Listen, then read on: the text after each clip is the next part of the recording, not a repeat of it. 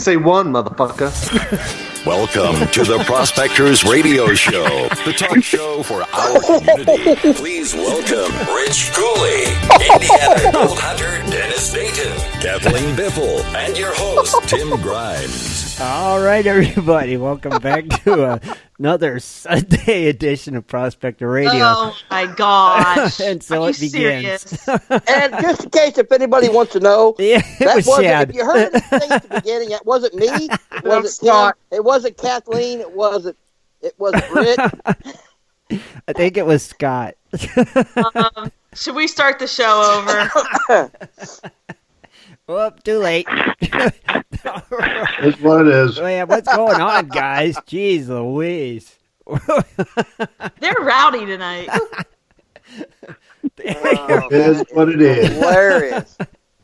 All right. They're saying things in the chat rooms. I'm gonna obviously think they must have heard it. Good evening, everyone. Welcome to the show. Anyway. As you sit down with your family, tune in for another great show on gold prospecting and treasure hunting tonight. Plug your kids' ears. Oh, Jesus, God. What has happened? I think he should go on suspension. Really? I'm glad they didn't catch me doing it. That's just bad. Just so everybody knows, we're trying to get Scott to shut up so we can get the show started. Which He is, just kept going on and on. yeah, it's like impossible. The cow goes, moo. It's like, quit pulling that dang string. It does not stop. Oh, my gosh, that was funny. He's been trying to send us a link for a half an hour, and it's like, still haven't got this mysterious link. A What was this link for? 12-foot high spiral sluice box In China. tower. Made for China, he said. Yeah. It's 12 foot tall. It's like a candy cane. Like a candy cane, yeah. Does anybody know what this thing is? Scott swears it exists, like Santa, and it's like, where is it? I want to see this mystical 12-foot candy cane sluice. Scott's been Spiral. Spiral. He said spiral. Yeah. Candy Like a cane straw. sluice. Yeah. Like a kid's straw. It's like, okay, Scott, and we're still waiting. Remember, And it has unicorn sprinkles on it. It does, yes, and rainbows that shoot out the bottom every time you run dirt through it. It's like, it's like, all right, Scott. I hear him. Yeah, we hear him.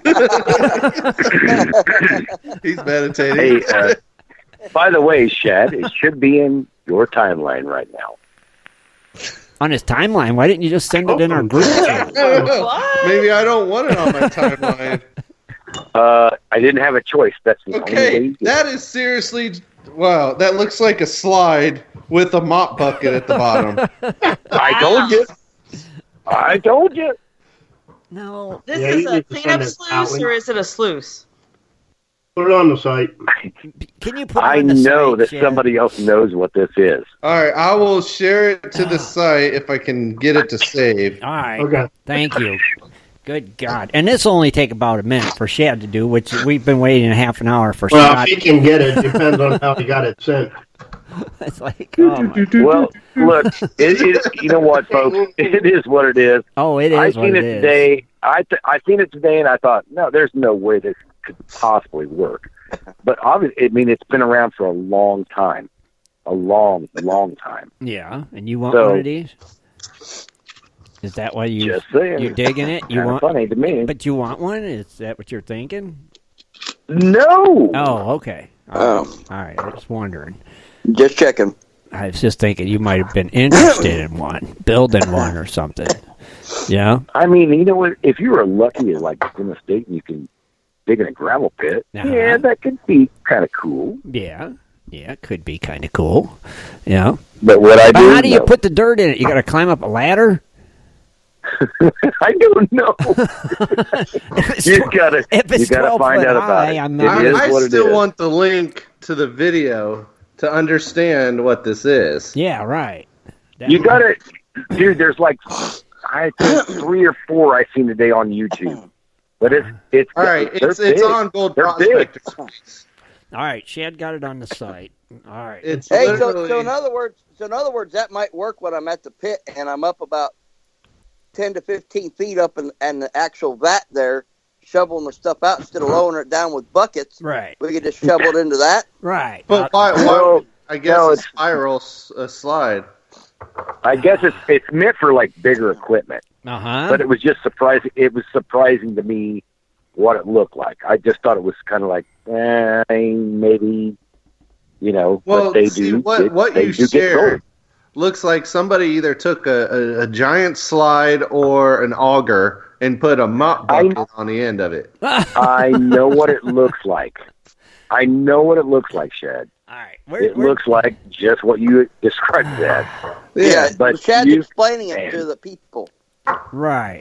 Clean up shoes. I mean, I don't even see no ripples, no nothing. I gotta see. I'm still trying to find it. No, that's the funny thing. There's no ripples. Page. They just cleaned out the inside. It's on the site. The inside of the vent. It's crazy. Let me see. I gotta see this thing. I gotta see it. Yeah, Shad put it on the main page in here. Yeah, that looks like an auger, or like you said, Shad, a kid's slide from Chuck E. Cheese or something. And a mop bucket at the end. That's exactly what it is. See, what you don't see, you got little elves in the hidden side that you can't see, and what they separate the gold as the material runs down. Yeah. You know what? Just Merry Christmas to you, Shad. Is this like a joke picture, Scott? Because that's like a commercial. It's a real thing, bro. I'm telling you. Somebody said, "Oh, this would be cool if you took a spiral slide and put a bucket down here for a swimming pool." Yeah, and I'll dump my gold in it. And they are saying there's a spiral sluice at the Crescent gold mine, like that. They used to have on display or still do. I still want to see pictures and video. I want to see it working. I want to understand what you're talking about and what actually exists. I just thought it was cool because I seen it. I was like, wow, I didn't know this thing existed. I'm like, oh, it's going all the way down. Da, da, da. Like, yeah, we just cleaned out the inside. So I'm like, what? Yeah, it might be pretty cool. I guess you could. I mean, it might be pretty cool if it had a bunch of riffles in it, but that just looks like a water slide. So I'd like to see this video. I know, too. but you know what? I'm getting at this. Can you imagine a water slide with that many riffles through it, and all you had is about a 6-inch carpet on the inside all the way down? Yeah. Where do you think the gold's going to be? On the inside. Carpet. No. It's kind of corny, but it's kind of smart. Yeah, it's kind of coolish, but it'd wear you out climbing up and down that ladder all day, to dump. To dump. Jesse wants to call in. Oh, yeah, go ahead, call in. Who wants to call in? Jesse. He must know something about this spiral slide. Yeah, I think I have one down in Chrysamont or something. Yeah. Wait a minute. Look, I think Ray just Swifty, land of make believe. That's funny. Razor has some video. I don't know if that's the video. I wonder if that's the video to this elusive 12-foot spiral slide. I think it's a cleanup machine. I'm watching it right now, but this is not a 12-foot high. This is only about 6 foot high. Okay. But maybe it's the concept of steroids. I'm telling you what, the videos I've seen, the guy was sitting beside it, and I'll tell you what, if he was up to my knee, it would be that high. This was Scott. These are big ones. Scott, all I can say is don't get one, because if you do, you're going to have to buy a step stool. Yeah. I mean, you'll wear those little I'd legs like to out. see what it looks like inside of the thing. All right, let's see what Jess got to say. What is it, Yeah. All right, Jess, I'm just saying, you guys, I watch videos all the time. I just can't help it. I'm just, information. I always watch it. Jesse, are you there? I can't hear him. I love this Skype crap. Ah, mercy.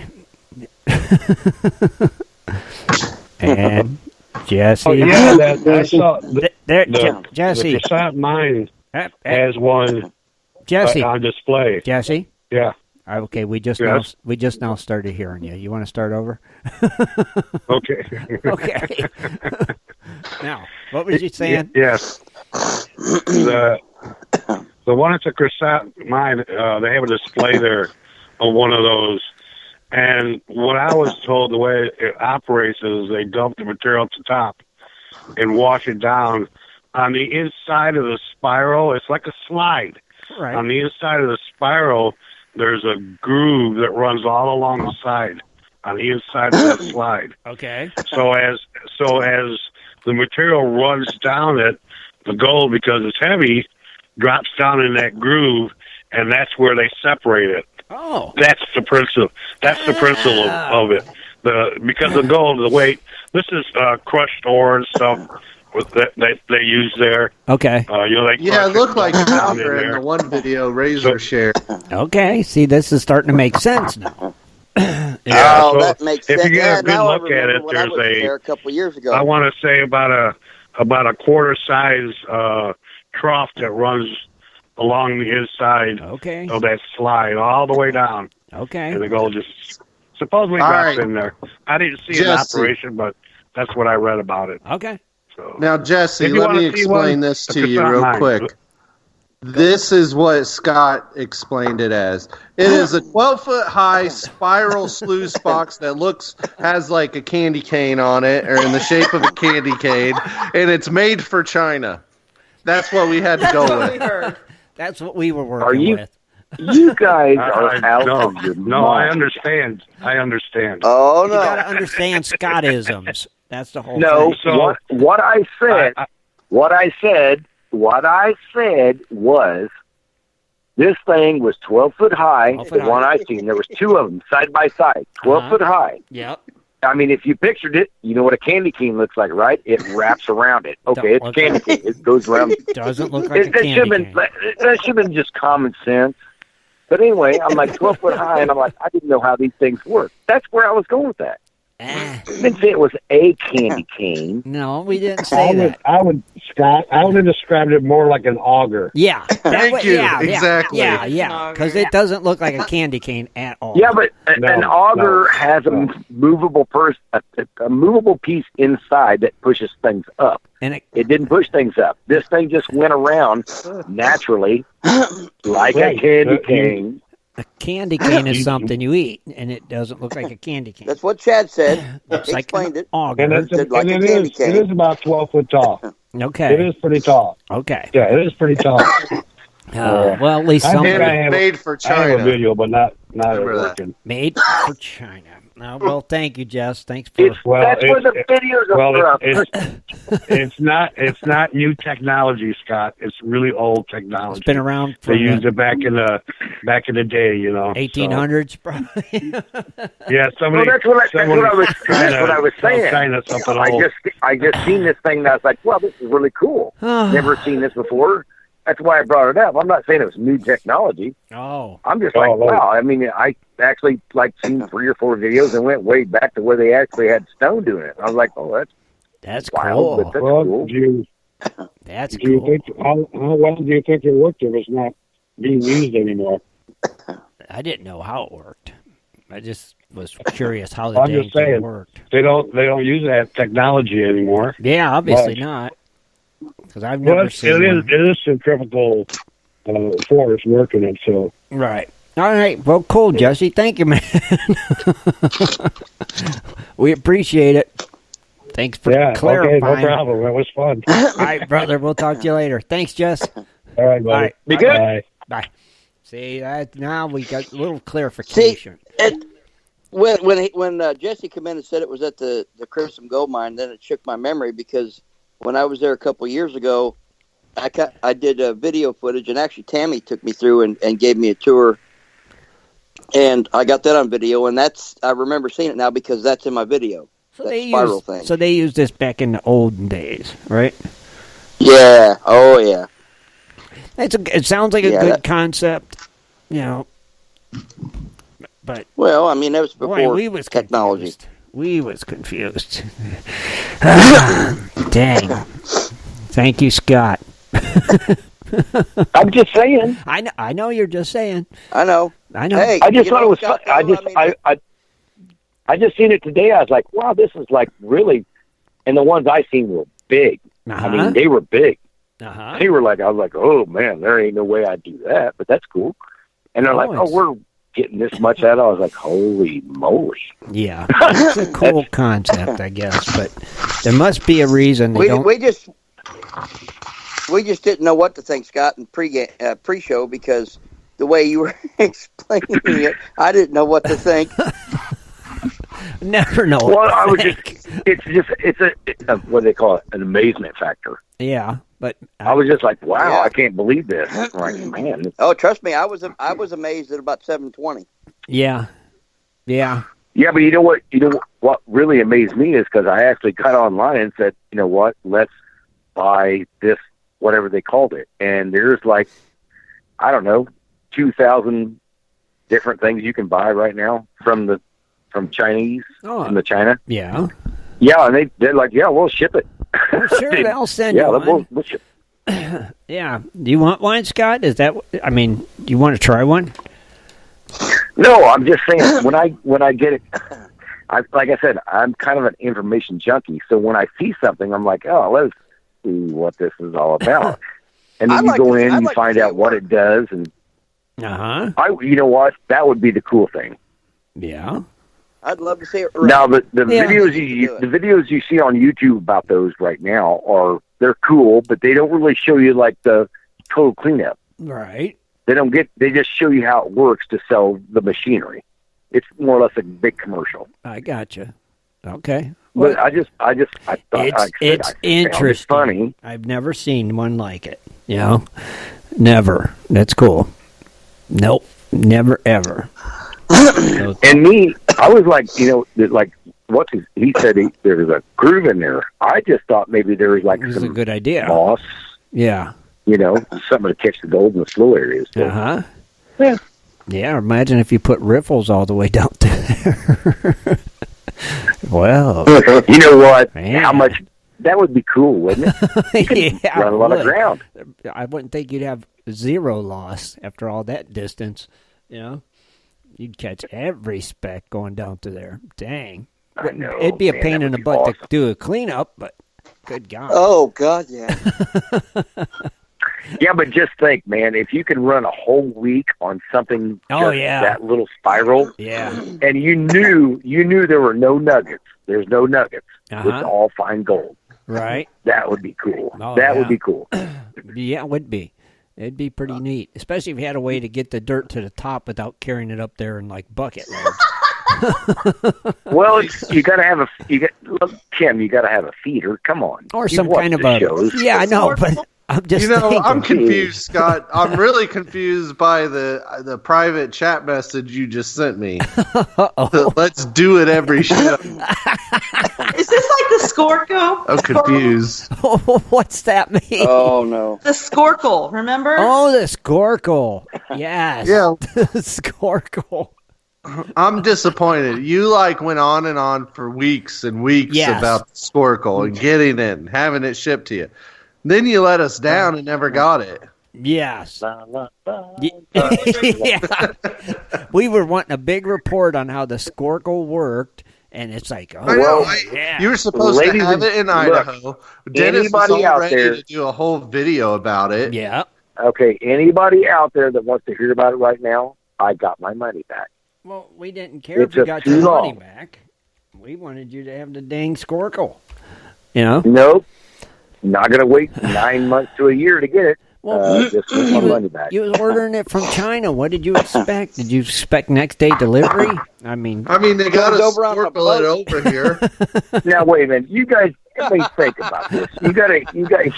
You're like, oh, it's a joke. That's cool. But if you had an actual oxygen tank that big, that would spend 8 minutes underwater, it would work.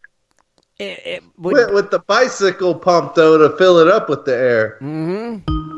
I mean, all right, hold on. All right, hello, caller. What's your name? Where are you calling from? Hey, this is Wygold out of California. Hey, how are you, buddy? Hey, Wygold.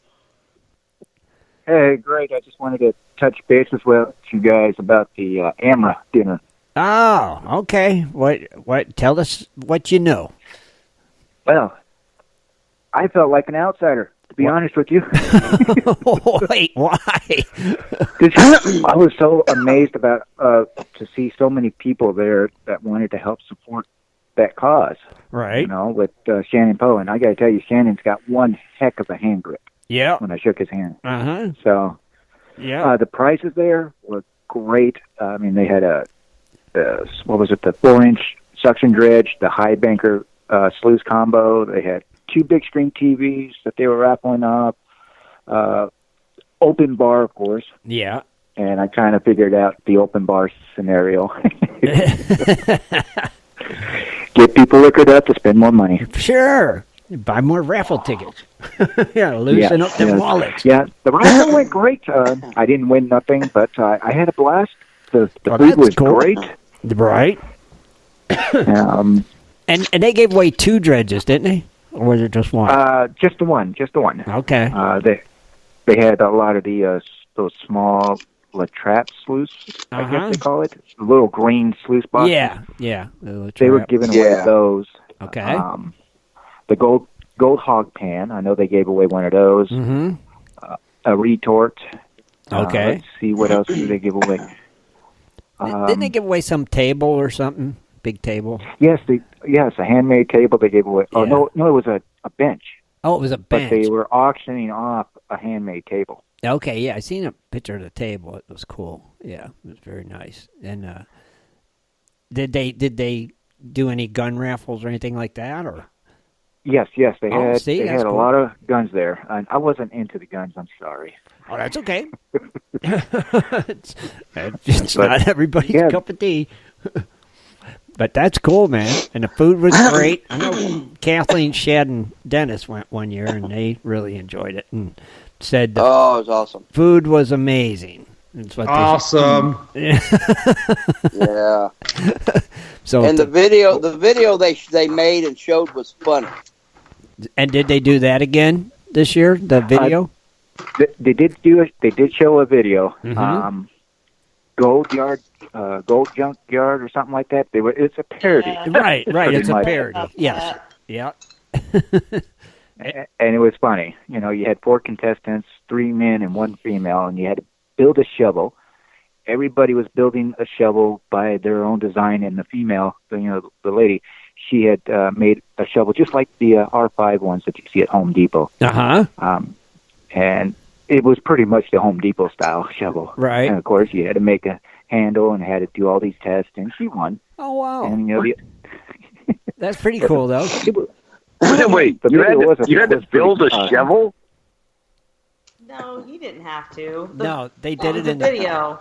It was a parody video, man. Get with it. Keep up. All right. Scott's still thinking about the spiral sluice. That's all. His mind's still on candy canes. Candy cane and bait for China. Yeah. Snorkels. Just listening about that spiral contraption, it reminds me of what they use down in Australia for the opal mining. Oh, see. Drilling down, and it's piling up all the material up, and they got an auger on it, and it separates the material. Right. I think that's kind of what it looks like. What was it? The father and daughter team had one just like that. It was similar to what Scott was talking about. Oh. Thank you. Yeah. You have to watch the Opal Hunters. Yeah, I've been watching it too. Yeah, I've been watching it. So, pretty cool show. Seeing the opals. Pretty neat. Pretty neat. So, well, man, we're glad you got to go to it. I wish we could have made it, but, just sometimes we can't do that. But glad you got to go because you're out that way. So.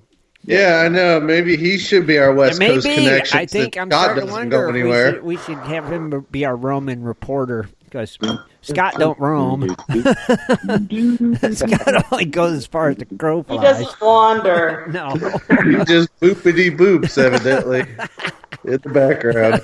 I hear him back there. Okay. Thank you, brother. We appreciate it. Here? Yep, I'll go ahead and end the call and continue listening to you guys' show. Awesome, brother. Thank you, man. All right. We'll talk to you later. Yeah. All right. See you, man. Thanks. Thanks. Bye, buddy. Squirkle Scott. I'm just saying, it's always great to have somebody call in. Maybe you got a Squircle for Christmas. Maybe Santa's bringing you a Squircle. No, actually, like I said, it just took too long, and I'm like, you know what? Cancel it. Just get rid of it. Why didn't you just get it off Amazon? You could have had it in 2 days. Or even eBay. Yeah, have you heard of Amazon, Scott? And eBay? Scott?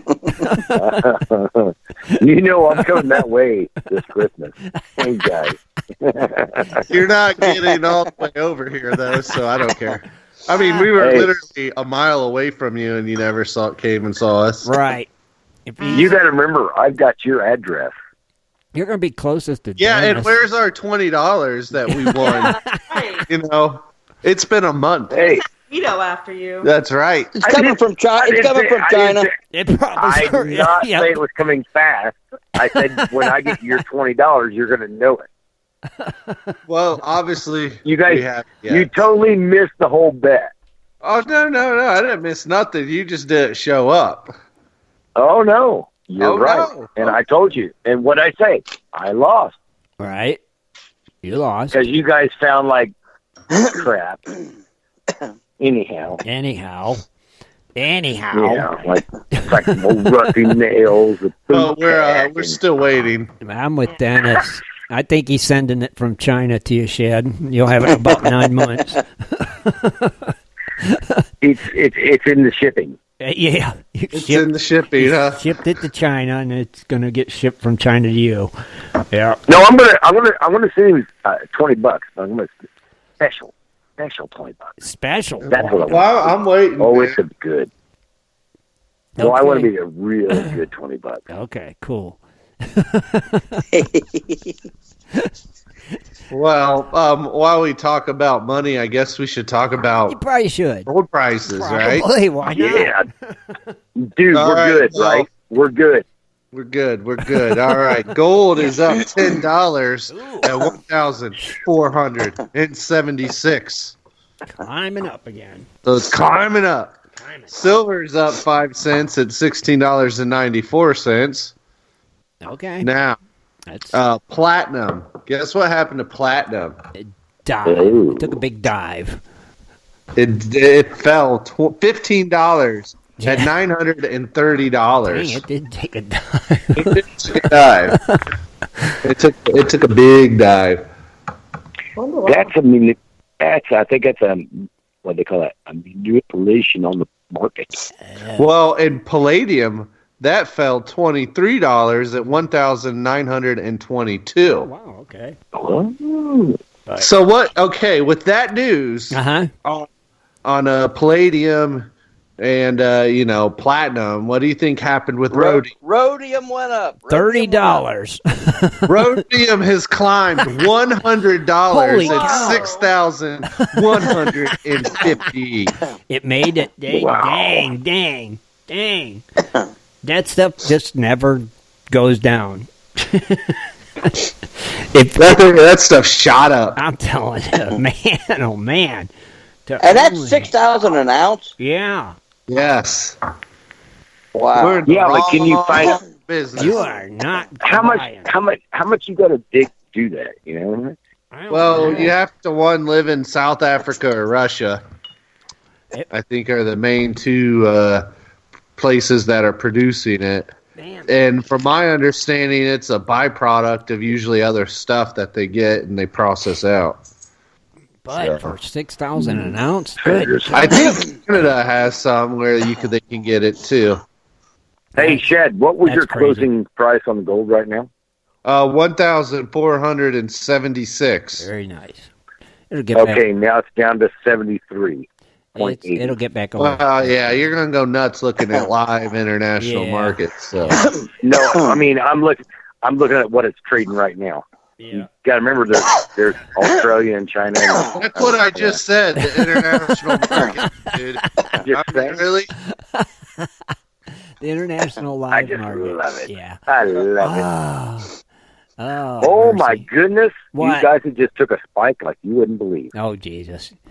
We gotta get play-by-play boat reports every tick on the dom we're going to know about. It went up. Hey, it went down. It went up. It went down. It's so funny because you said that the dom. You know what? That thing went up so high right now. It was phenomenal. I was like, oh my gosh, that was crazy. Oh Jesus, Scott! It went up. It went right back to where he said. Okay. All right. So we'll just leave it at that then. Well, I'm just thinking. You know what? Because we don't give golden vibes, but it's going to be staying there. Let's just leave it right at where that. Shad said. Let's just leave it at that, and leave it at that, and we're leaving it at that. Shad.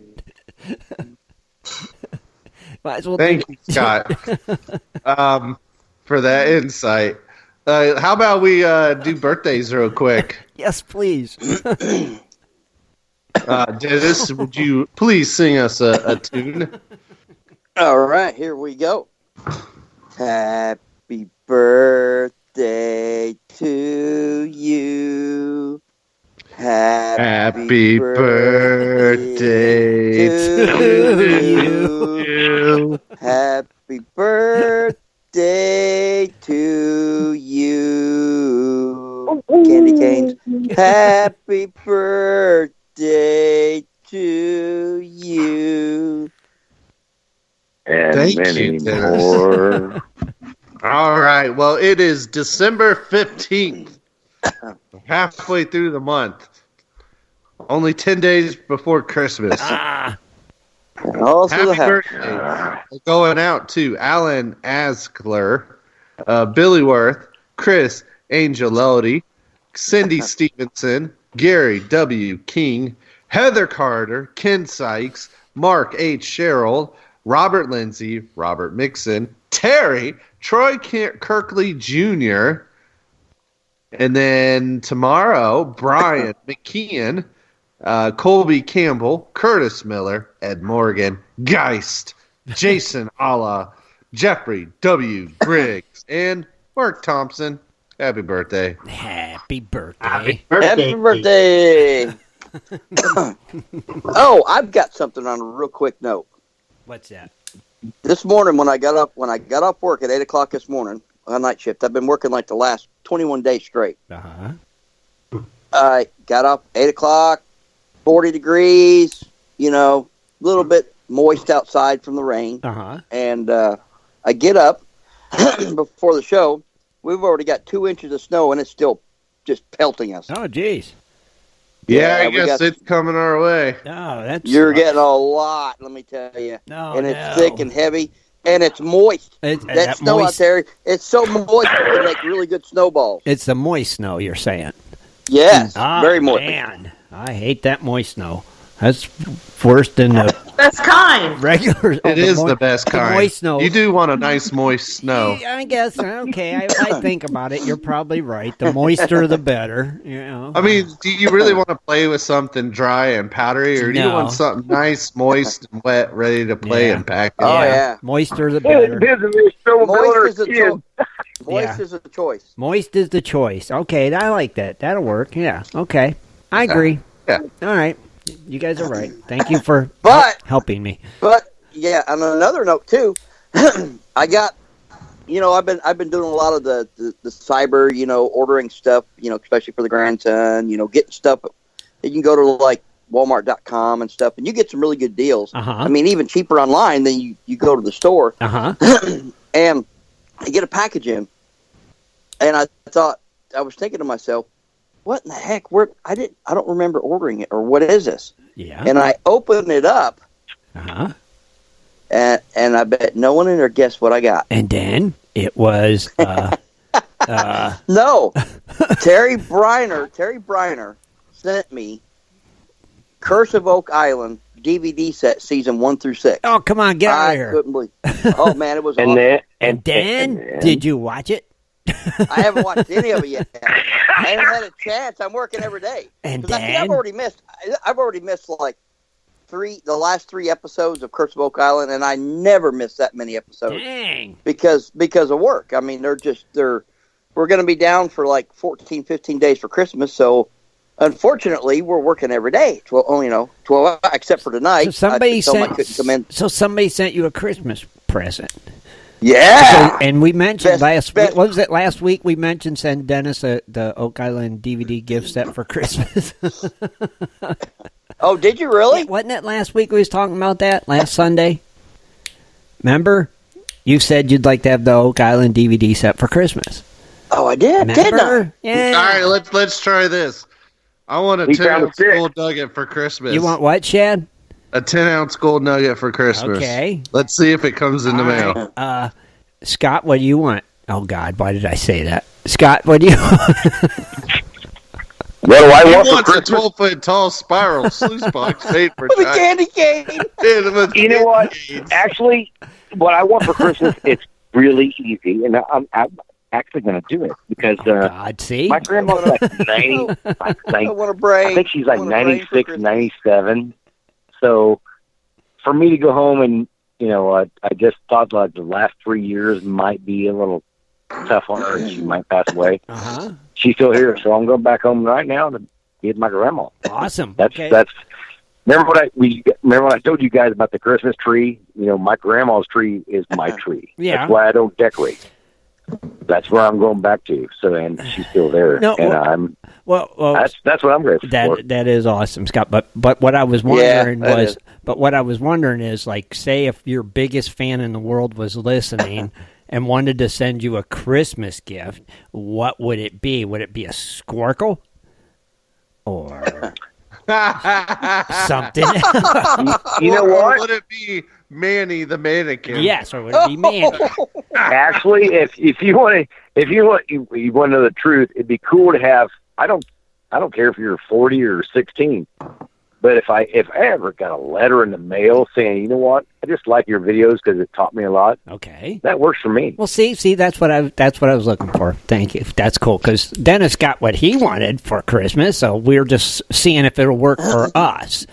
I know. Honestly, I will take a great bottle of bourbon or scotch. Okay, see, that's easy enough. That would make me happy. Kathleen, what about you? Hang on. Okay. She's thinking really closely right now what she wants. All right. Maybe Rich knows what Kathleen thinks. Go with Rich. Rich, what about you? I don't know. Not for the mail. I mean... Like if your biggest fan was listening and said, man, I'd like to send Rich a little something for Christmas, what would you like? That's, like Shad wants a bottle of scotch, Scott wants a squircle, Dennis. I didn't say that. That's a lie. I did not say that. Some of their cons. Oh, some cons. See, that's a good idea. All right, cool. See? That's a challenge. Call Dennis. Now we're waiting. Dennis got his already. If I have another fan out there. No, you already got one. It don't count. Yeah, you only get one. Secret Santa. That's all. Kathleen, did you figure it out? What? Does it have to be like within a price range? Well, something a fan would send like you. Say your number one fan was listening, and I love a dry red wine. See, that's wow, we both want alcohol. You guys the both drier want the better. Okay. And what about you, Tim? I'm kind of like Rich. I would enjoy a bag of pay dirt or something. That'd be cool, right? It's like can't ever. You always like gold, right? And you always like dirt to go through, right? So that'd be cool. Like a challenge, It would be. It would be cool, Or what? You could also send for my second Christmas way. No. Oh yeah, this one's a good one though. This one's really good one. Well, you got to remember, Christmas is about giving, not taking. Yes, send a care package. Send a care package overseas to a soldier serving overseas for Christmas. Oh, that's a good idea too. Like a box of cookies. Because I've got a boatload of stuff. I've got some of my. I think you should send them bourbon. Dennis Dayton. I was going to say my case of whiskey is never going to make it. Well, see, what you do is you disguise it in other types of bottles. We had people send us a whole bottle of Listerine that was filled with some good bourbon. Oh, that's a good idea. You know, Sure. that made it.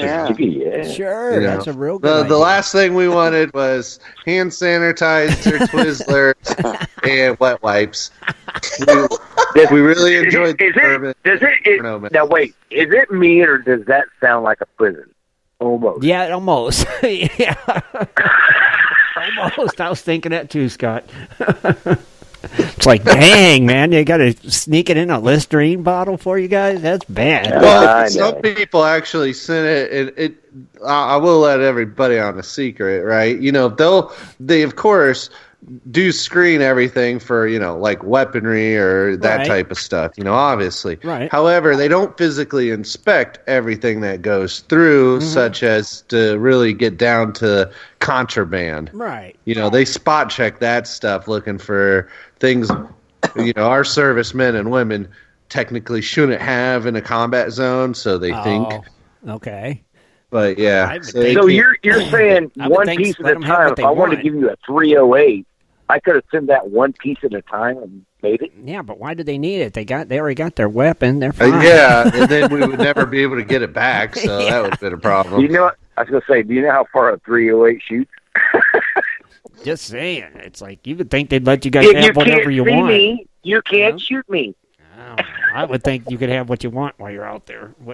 It's like you're out there doing that. Let them have what people want to send them. You know, the way I look at it, Dennis is right. Especially those that are deployed during the holidays, away from families and their friends. You know, it's definitely always great to get anything from people to let them know you're thinking about them. That's cool. Yeah. That is. That's really cool. It is a great idea. Good idea, Dennis. Yeah. I've got a big care package that I'm getting ready. But Dennis is saying that because he already got his DVD set. So, all right, Dennis. Yeah. What are you sending? Yeah. What are you sending? I've got some stuff that some people sent me. Actually, Terry sent me some stuff. I'm getting ready to do a mail call video. So if you send it over there, how do you send it if you don't know who you're sending it to? Do you just since I just live a mile and a half away from Camp Atterbury, I went over there and talked to the chaplain, and you can get, like, you know, if you want to send it to a squad over there, you can get an address, and, you know, you can call, you can look up and even call the recruiting office and get with them, and you know, if you want to, and there's places online too. You can go online and just even Google it, care package, and it'll come up, and there's several different places that you can you just send them the money, you know, for like $40-$50, and it shows a list of everything that's put in the care package, and some of them will actually it'll be from you. You know, they put everything in there. I mean, there's a lot of stuff that's already done, and you can send it. So, I mean, I highly recommend it. You know, if you don't want to put something together and send it, go online and just have one done, and they'll take care of everything for you. Oh, that's great idea, Dennis. It is. That's a really good idea. Man, pretty cool. Yep. Somebody, Y Gold said, don't forget about the USO. I guess they help you too, huh? That's cool. Yeah. Very cool. Nice.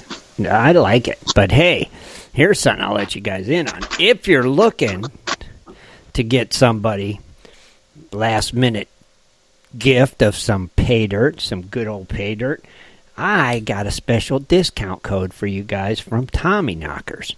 So if you're interested, you might want to write this down. It's just for you guys listening and GPS members. So, you know, hey, we all need a bag of pay dirt for Christmas. Oh, yeah. So if you can get a discount on it, why not? And we know Tommy Knockers is a great dirt. So the code to get, it's going to be Tommy, TOMMYS, the number 5. That's TOMMYS, the number 5. And that'll get you 5% off your entire order. So Tommy's 5. Tommy's 5, correct, Shad. Thank you. So this show is brought to you by the letter 5. Yes. Yeah. And that'll get you 5% off your entire order. So check it out. If you need to get a last-minute gift idea for one of your prospecting buddies or for yourself, there you go. So, well, thank you. And remember, it's not Yeah, but it's not 3%. It's not 4%. It's 5%. Brought to you by the letter 5, like Shad. Letter 5. Thank you, Tommy Knockers. Yes, thank you, buddy. We appreciate it. All right, let's gracious jump to a commercial real quick, and we'll come back because we got Cooley's Corner yet to go. Lost Treasures. We got Lost Treasures yet to go. We got more rambling from Scott yet to go. So let's do that, and we'll be right back, everybody. That's not funny. Do you like to mine for gold? Enjoy prospecting a nice crack in the bedrock? Enjoy getting outdoors to camp, fish, hunt, and hike on your public lands? You plan your trip, load the gear, grab the dog, put the family in the truck, and drive off to a locked gate. The sign says you cannot enter or access your own public lands. Mining claims and public land owned by we the people are being designated as off limits by our own government every single day. Are you concerned about the direction our government is going? Are you tired of seeing no access, no entry signs on your lands? We are, and we are fighting back. We are AMRA, America Mining Rights Association, the fastest growing small mining advocacy association in America. AMRA is a 501c3 not-for-profit formed by miners, hunters, off-roaders, retired military men and women to stop the insanity. AMRA was formed to educate, unite, and help the small miners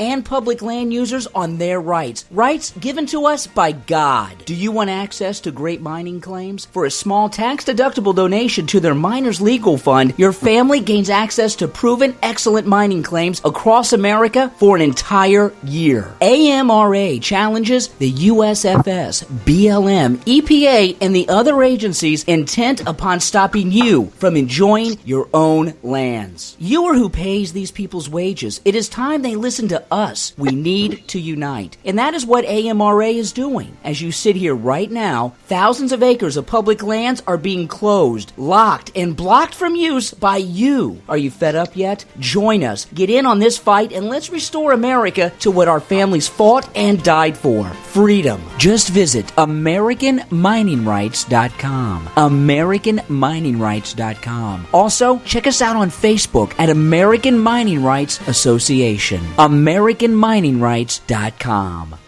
In 1858, gold was discovered in the rivers of New Caledonia. This discovery would spark a massive gold rush. Today, the search for gold is much easier, yet still challenging with Dirt Hog Pay Dirt.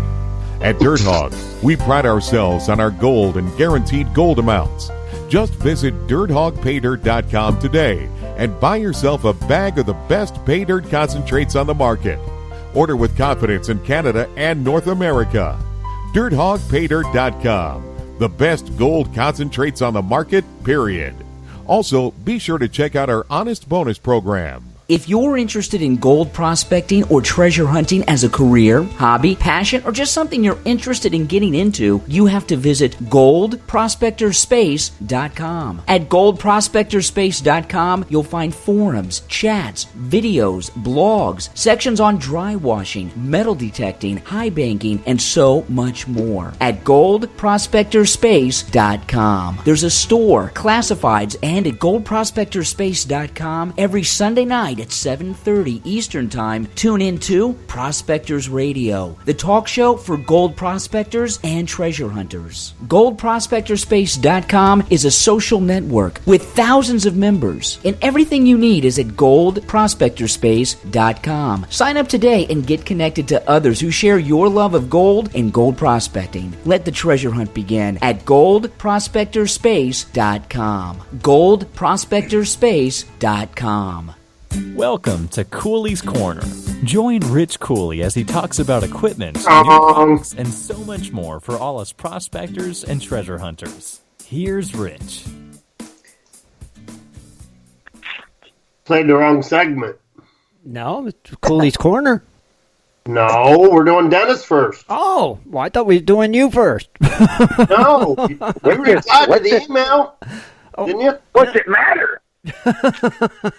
No, I got. We're going to do Dennis first. All right, we can do Dennis first. Dennis, wait a minute. Wait for it. Wait for it. Wait for it. Wait for it, Dennis. There you go. All right. Oh boy. My bad. It's time for Lost Treasures with the Indiana Gold Hunter, Dennis Dayton. This week, Dennis takes us to Massachusetts. So stay tuned to hear about some great treasures in Massachusetts. Take it away, Dennis. All right. This segment, and thank you, Rich, for letting me go first, because I'm gonna be having to leave early and pick up my daughter from work because the roads are really, really bad. Oh, geez. But this week, Lost Treasures is we're going to visit Massachusetts, and as my wife pronounces it, Massachusetts. That's how she cannot say Massachusetts. It's Massachusetts. Yep. Hey, she just told me I was number one. She just gave me I was number one. All right. Awesome. We are going to, the first one we're going to is the buried chest at Balance Rock, Pittsfield. Mm-hmm. Okay. And let me set these over here. I'll get this out of the way. All right. According to legend, in the late 18th century, a lawyer and friend of his stole two chests containing about $200,000 in gold. Shad you later. Got the Shad you later? In the 18th century. Stole two chests containing about $200,000 in gold and silver pieces from a pirate and buried them near a strange boulder on Kent's Island. The men supposedly marked the boulder by carving what appears to be the letter A on it, which still is visible today. The story claims that the pair were planning on returning in 5 years to retrieve the treasure, but locals reported that they never returned. One chest was supposedly found in the 1930s, which leaves one still undiscovered. So here's my thing, Dennis. What year did you say it was? In the 18th century. So let's see. They were both found, and somebody just reported one. I think so. I won't disagree with you there. I'm just saying, it is what it is. What? It's worth anywhere from $4 to $6 million. Let's just put it that way. Wow. $200,000 back then, or yeah. We'll keep that Shadulator out. So, because we got some more coming here, and also don't forget some weird rules and laws in Massachusetts, or Massachusetts, whichever one you want to call it. You got it. The next one we're gonna move over to the town of Chelsea, Chelsea, Chelseaa.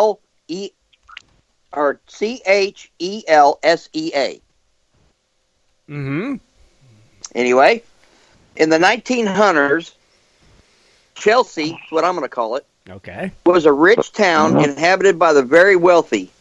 In 1908, Chelsea experienced a terrible fire that destroyed most of the town. Many valuables were lost and never found, or presumed destroyed. This area is a potential treasure trove of hidden artifacts. In 1921, a local worker discovered approximately $50,000. And you're talking about, this was from back in 1908, $50,000 in gold coins and silverware in a field near a building that had burned in the Great Fire. And that's I don't know. It had to be still there. Probably. Well, and I will tell you, $50,000 in 1908 is $1.4 million, roughly. Dang. Man. Yeah, but to melt that much gold, think about it. It had to be really, really hot. Yeah. But even if something like that, if it burnt down and it was just a town, would anybody, you think there would be anyone that would try to put claims on that? You don't think the government would try to claim something like that, would you?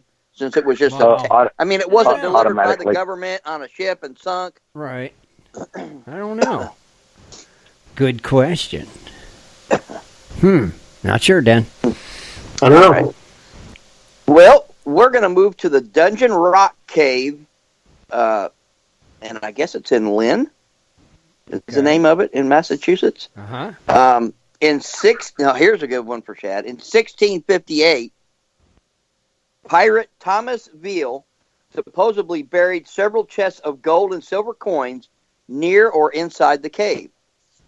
Stories say that Veal lived within the cave until the earthquake struck and took his life. In 1852, a man named Herm Marble bought the cave and built a house and outbuildings on the spot. Uh-huh. He moved his wife and son to the area, then excavated a new cave to find the treasure. Right. Marble believed he was receiving directions to the treasure from the ghost of Thomas Veal himself. Isn't that weird? Yeah. That is kind of weird. But it doesn't say how much treasure. Huh. Yeah, the Shadulator cannot work without a figure. So yeah, I figured. Well, I saw a date, so I air.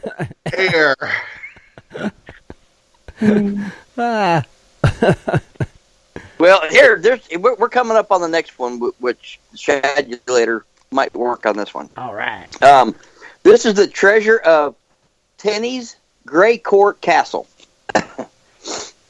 There's a rumored treasure cache hidden on the Charles H. Toney estate, adjacent to the Cyril's Castle ruins in the hills of Methuen. Mm-hmm. The castle's story is long and complicated.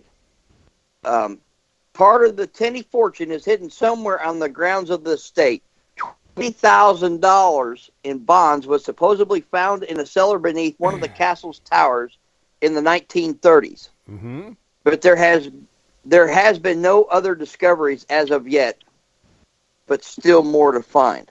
Okay. So, Shad? Money. What's the right. total amount? $20,000. What year? 1930s. So you want 1930? Yeah. That's $308,000 and 53 cents. Cool. I'll take it. All right. We are going to move to the sunken treasure of the Whydah. In 1717, the pirate vessel Whydah sank off the coast of Wellfleet with plunder from 50 ships on board. Explorer Barry Clifford discovered the wreck site in 1984 and has since pulled up 200,000 artifacts, including gold ornaments, sword handles, even a boy's leg. Oh boy. It is the only authenticated pirate shipwreck in America. However, recently discovered colonial-era documents suggest that Whydah raided 2 vessels in the weeks before it sank, and that 400,000 gold coins are still unaccounted for. 1717, Chad, $400,000 in gold coins. Recent expeditions have revealed evidence of gold matter in the area, but the trove has not been discovered yet. So, 400,000 gold coins in 1717. That's a lot. Dude, that's like $22.8 million. Woo, that would be a nice little treasure to find. I think so. That's one of the better ones, if I must say so. Pretty cool. That's pretty cool. All right. We're going to move to the Short Beach and Grover's Cliff. Many Spanish and British coins dating from the 18th century have been found on the beach between Short Beach and Grover's Cliff. Mm-hmm. The coins are probably from the many vessels that have wrecked along the north side of Boston Harbor. Okay. Who knows how many coins are still buried in the sands? Yeah. But that was just a little short tidbit on that. It's just a short tidbitty. Yep. We're going to go over to the Gallops Island. Okay. The infamous Captain Kidd was imprisoned in Boston after his capture in 1699 before being shipped to London. where he was tried and executed. Gallup's Island is said to be one of the 3 positive islands where Kidd's hidden treasure is buried. The pirate Long Ben Avery supposedly buried diamonds on Gallup's Island that have yet to be found. Interesting. And there's no set amount or anything on that. No. Dang it. We've got 3 more here to go, and then I will be done with my lost treasures. We got what's called the mysterious blue rock at Cape Pogue on, oh my gosh, Chappaquiddick Island.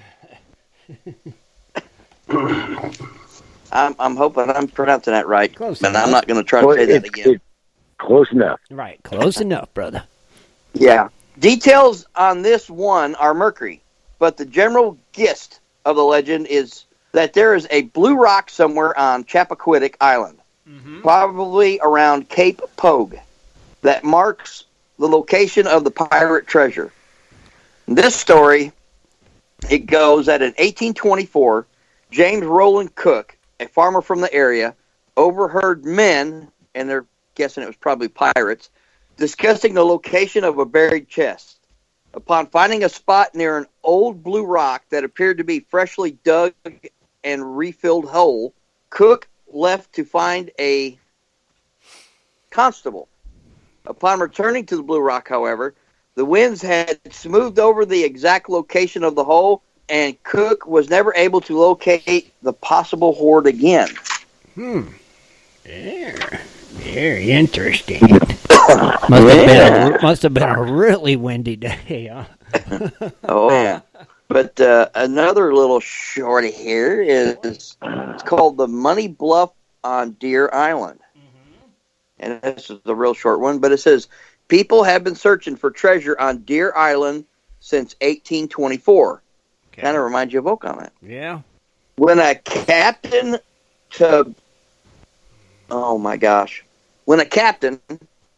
Reverend Brown, I'm not even trying to say his first name, and Captain Crooker began digging at Money Bluff in hopes of locating a lost hoard of gold. The island was said to be a storage location used by plundering pirates. Oh, okay. And the last one that I have for tonight is called the Hessen Loot in Dalton. Okay. Lost buried by... Wait, what did you say it was? Huh? You said Hessen or Hessian? Hessen. All right. Hessian. Gotcha. Cool. Okay. But the loot buried by Hessen mercenary soldiers during the American Revolution is said to be buried in Dalton. The legend goes that on reaching Dalton, Massachusetts, the Hessens agreed among themselves to put their valuables into a Horwitzer, which they buried in the woods, intending that some of them should come back at the close of the war and recover it. And it's so far often the case in these stories. The Hessens never return. The treasure is assumed to be hidden in the surrounding woodlands. And that is Lost Treasures in Massachusetts. Cool. Where are you going to be next? Stay tuned. Where are you going to be next? Till after Christmas, when we have more hidden treasures. Any ideas where you'll be? We have no idea. We might go south to Mexico next time. All right. I am digging your Oh my God. All right, Dennis. And thank you, Rich, for letting me go first. Oh, not a problem, buddy. You got it. You be careful. But I'm just waiting on the call. As soon as we get the message that my daughter's able to, I don't know if it's going to be now, an hour from now, but I just I'm on call because the roads are bad. You're not letting her drive in this, are you? No. She just got her license, so. And that's what no, she's not. All right. The wife took her there, and you can't even see 2 feet in front of you, so there. Here's my question, though, Dennis. Should we do the weird, crazy laws now or wait? Yes. Oh, I'm sorry. Yes. Weird, crazy laws. And then we'll do Cooley's Corner. And then Cooley's Corner, yes. All You don't right. mind, Rich, do you? No good. Okay. All right. So, Massachusetts. Hey, did you know at a wake, mourners may eat no more than 3 sandwiches? Wow. I love this segment. Here they go. But there's no stipulation on the size of sandwich, so it could be a really big one there. Yeah, like if they were finger sandwiches. So it's only 3, right? Only 3. Only 3. Now, it's illegal to give beer to hospital patients. Okay.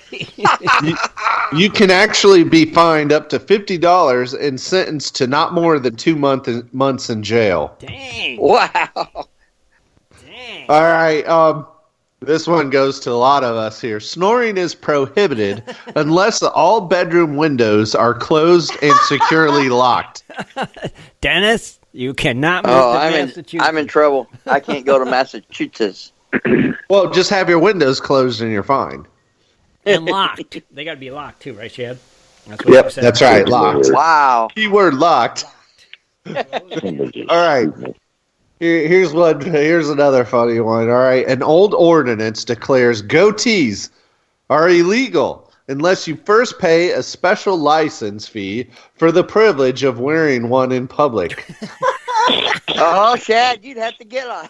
Well, I got a beard right now, so I'm all right. Yeah, but you kind of beard it and goatee it back and forth. Yeah, a little bit. I need to get a permit. Yeah. All right, this one's kind of funny, and I really would crack up if to ever hear about this. All men must carry a rifle to church on Sunday. Oh, wow. That's a cool law. So if you're listening in the state of Massachusetts and you go to church on Sundays, you better have a rifle with you. Carry your You can't get in trouble. You can't get in trouble for not packing it in. Yeah, but do you know why? I don't know. It's a law. Massachusetts, it was the militia. Yeah, the Minutemen. Right? There you go. Uh-huh. See? I paid attention in school a little bit. I mean, yeah, I could see. All right, Scott, you were able to explain that one. Mm-hmm. How about I'm just explaining saying. this one? No gorilla is allowed in the back seat of any car. Now, does that mean you could have one in the front seat? Right, but not in the back. Oh, God. Well, Something's wrong. back in the late 80s, early 90s, like people were buying stupid animals. So, yeah, I can see that. Yeah, probably where that same one where that giraffe to the telephone pole came from. Yep. Yeah. Exactly. Now, this one's a little bit concerning, in all honesty here. A woman may not be on top during sexual activities. Wait a minute. Oh, now, wait. Gosh. Wow. How are they going to know, first off? Well, This is a law. it's a law. This is a law. Like on top of a house? No, it just says on top. No. So, remember that. That No. one would be a little tough to enforce. Moving on. Moving on. All right. Now, candy may not contain more than 1% of alcohol. I didn't know it contained any alcohol. Well, that's kind of normal back in the day, Back in but the not day. now. But yeah. Now, here's the actual law, how it's written, right? Chapter 270, Section 8. Selling candy containing alcohol. Section 8. Whoever sells to a person any candy enclosing or containing liquid or syrup having more than 1% of alcohol shall be punished by a fine of not more than $100. Dang. Wow. Kind of like bootlegging. It's what we call NyQuil. Yeah. Pretty much. Oh, well. But in candy. Now, tattooing and body piercing is illegal. What? However, I guess this one was actually repealed in 2000. So, believe it or not, they do repeal some of these old, strange, crazy laws. However, why aren't the other ones repealed? Exactly. No kidding. Exactly.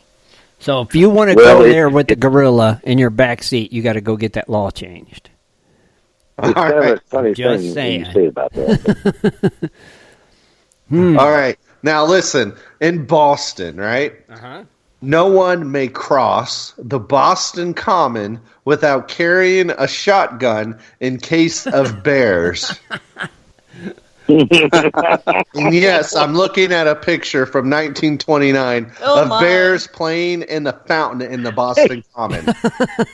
I'm just saying one thing. If that's a rule, you're not on the top of the food chain. Figure it out. Wow.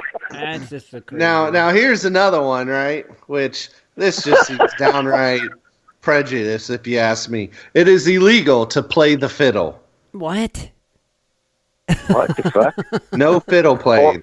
Excuse me. Sorry. Period. Excuse me. What? Once again, Scott. Thank Period. you. No fiddle playing, period. All right.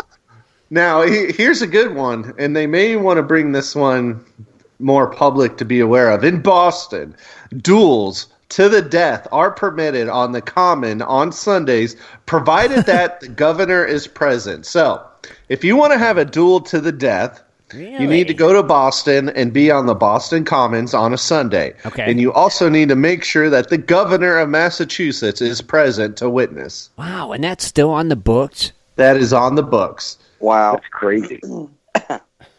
All right. In Concord, Massachusetts, one may not sell or distribute bottled water. Wow. What? Unbelievable. I wonder if that's actually enforced. I wonder. yeah, I don't think it is now. All right. Now, here's a good one, right? We all hear about, like, gun-free zones, right? We all have our opinions about that. Right. Oh, yeah. Now, in the town of Marlborough, Massachusetts, took it one step further to make sure that they have the most safe city in the world. Mm-hmm. One may not detonate a nuclear device in the city. So if you do, you will get in trouble.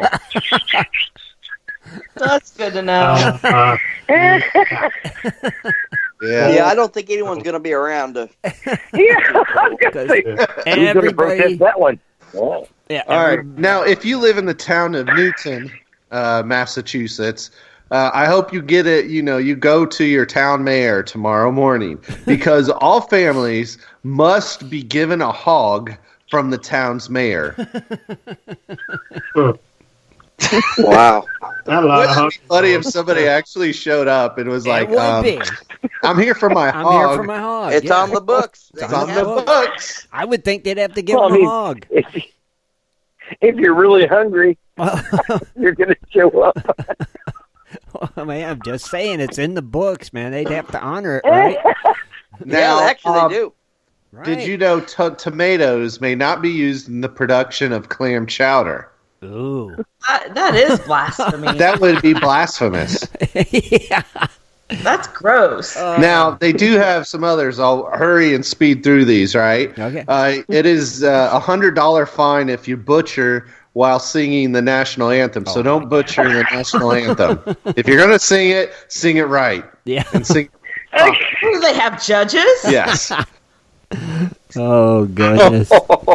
Also, you can be fined $50 if you shout obscenities during a sporting event held in Massachusetts. So, has anybody been to a Boston, Massachusetts Red Sox baseball game? I'm sure. They're the worst fans in the NFL. It's crazy. You kidding me? Biggest potty mouths of them all. Exactly. Oh, mercy. Now, all right, there's no spitting on sidewalks upon any government building, church, performance hall, factory, mill floor, movie theater, school, tenant building, train station, or pretty much anywhere the public can see you. Mm-hmm. You can be fined a $20 ticket. Man. It's disgusting. Man.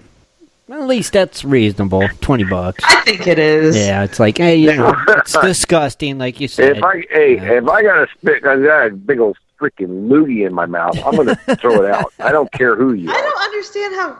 I don't spit. Oh, really? Are you going to swallow it? Are you going to swallow that thing you just coughed up? Think about that. Well, don't you spit it into a now, Kleenex. All right, let's move on here. Yeah. Let's move on. I'm just saying. Women spit it in a Kleenex, Scott. Adultery, a.k.a. fornication, is still illegal in Massachusetts. So two consensual adults engaging in sexual intercourse who aren't married to each other violates MGL Chapters 272, Section 14, the punishment for which is up to 90 days in jail or up to a $30 fine. Dang. Oh, my goodness. $30 fine. Yep. Can you imagine that, being in jail? What are you in for? Oh, I had sex. Now, going to blasphemy now, while enforced, being audibly atheist or disrespectful of the word of God is still a crime. Punishment up to a year in jail or a fine of $300. Dang. That's a big fine. Yeah, that's a big one. I know several of us are gun enthusiasts, enjoy shooting. However, only police can target practice using human outlines in Massachusetts. So no target shooting at a shape of a person. Wow. You can visit Chapter 140 of the Massachusetts laws. At my gun range, the gun club that I'm in, you're not allowed any silhouette targets at all. What? Really? No, at our gun range that I go to, that I'm a member, you're not allowed any silhouette. Did they say what if you made your own target? They don't say why. Like a pig. Can't be in the shape of a human body. What if you had like a fat animal with the little animal on top? Yeah. You see what I'm getting at? Yeah. It's like a silhouette, but it's two animals. Is that allowed? I would imagine, as long as it's not a silhouette with like shoulders, stomach area. So you can basically, in my theory, mimic the shape of a silhouette. What about no, it can't look like a person. Well, if you don't have them attached. What about the zombie targets? The ones that look like zombies? You can't use them either. Zombies? Yeah, in case they have their head bent just a little bit. Yeah. No people, nothing that's like that. just wrong. That's not even right. That's not training. Right. Zombies are people too. That's right. Now, all right. No, but it's not training. I mean, if you're training and you're shooting people that is going to come at you with a gun, right? You need to know who's got a gun and who doesn't have a gun. Hey, just say your target, you'll be fine. Hey, did you know, Scott, though, scaring off pigeons that someone else is trying to trap is illegal? You can get up to 30 days in jail. Dang. It's also illegal to kill a pigeon in or near someone's trap. Wow, okay. They're serious speaking of animals, though, it's unlawful to disturb a bird's nest in Massachusetts or to take any nest eggs. However, there are exceptions to this law. Mm-hmm. Yeah, it can be if it's an English sparrow, a jaybird, a crow, or starling, you are allowed to. Wow. But if it's not one of those birds, there's a minimum $20 fine up to $50 or a 30-day imprisonment. And sometimes both. For each egg taken or nest disturbed. Wow. Now, I'm sure if we all think back, did anyone see the Blair Witch Project? Yes. Yeah. You mean where they ran into a tree? Pretty much. Yeah. You know, you're not allowed to do that, at least not without proper approval first. Filming commercial footage at a cemetery in Massachusetts is not allowed. The penalty of this is up to 6 months in jail or a $1,000 fine. Ooh, that's a big one, too. They're serious about because that? Because you run into a tree. That's nice. Now here's an interesting one, right? Yeah, I think I will put this up there with the giraffe one, and even some of the other crazy ones. Exploding golf balls are illegal. There is a law that explicitly prohibits making, using, or selling explosive golf balls. They're cool though. Man, they take the fun out of it. So that's I know, right? I wonder who did that one. I don't know. It's a big practical joke. Well, obviously he had an exploding golf ball at one time. Somebody did, and it made them mad, and they knew somebody, and they got this law put on the book. Hey, also, Tim, make sure you never bring a lion to the movie. Oh, but, see, and I was just thinking about doing that.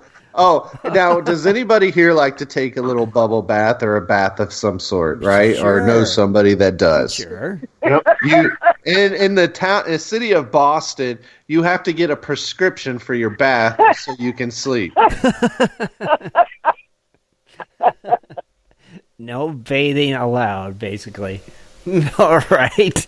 Oh. Well, now, the state of Massachusetts in 1659, right, the year of 1659, declared Christmas the holiday illegal. Wow. That law is still on the books. Wow. It is technically still illegal to celebrate and decorate for Christmas in Massachusetts. Well, that's weird. So if people got Christmas lights on their house, they're breaking the law. You got to be a certain dirtbag to do that. Yeah. So they'd be breaking the law, Shad, if they decorated their house for Christmas. Yeah, pretty much, technically. Oh, wow. Now, I got two more, and I'll be done with this. Now, I don't know about you, but, a lot of people like to take their pet rooster everywhere. Yeah, everywhere right? I go, yeah. However, it is illegal to take a rooster into a bakery. Evidently, you can take that pet rooster anywhere else. Yes, just don't take it to the bakery. Okay. And last, I don't know if anybody wears dentures here that are, on the show or listens to the show, but God. I want you to pay really close attention to this one, right? Okay. Because if you come to the point in life where you're wearing false teeth, please be mindful of removing them before engaging in sexual intercourse, or the police will arrest you. Oh, my gosh. So if you wear dentures, you pop those bad boys out. That's right, or you're getting a ticket. I just want to know, who invited the police? I know, right? First, who called the police? He's the one that goes, wait a minute, you were not allowed to do this, and calls 911. Yeah.